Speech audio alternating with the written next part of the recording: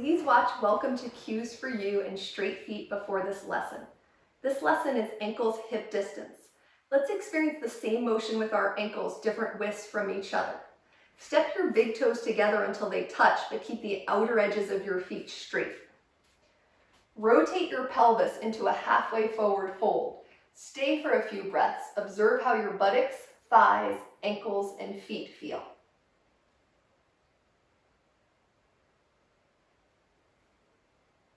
Now, step your ankles as far apart as you comfortably can. Turn the outer edges of your feet straight and rotate your pelvis to come into a halfway forward fold. Stay for a few breaths. Observe how your buttocks, thighs, ankles, and feet feel here.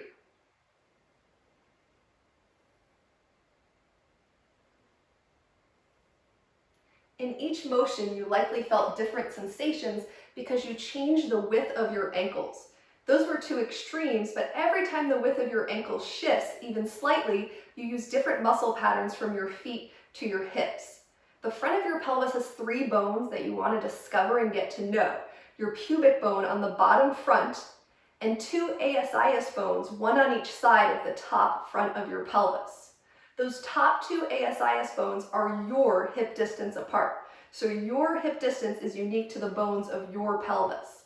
Line up those bones with the front center of your ankles for hip distance ankles.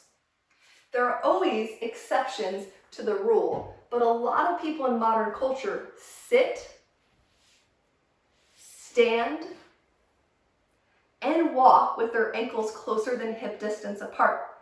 Imbalances may start to occur when we spend an excessive amount of time with our ankles closer than hip distance. One of those imbalances is the potential weakening of the outer hip muscles that are crucial to the stabilization and long-term balance. Placing your ankles hip distance is an excellent starting place to equalize the loads amongst your bones, muscles, and joints, which is also important for your bone density and circulation. Think of buildings. Even though we're a lot more complex than buildings, we share some of the same physics that architects think about. Load-bearing forces, gravitational forces, center of mass, and stress and strain. You rarely see a building with a narrow base. Line up your ankles hip distance. Start while you're sitting and standing. After consistent practice, play with walking with your ankles hip distance. It may feel funny at first because you're not used to using your muscles in that way, but your joints will appreciate the return to balance. With your feet straight and your ankles hip distance apart, rotate your pelvis into a half forward fold. Stay for a few breaths.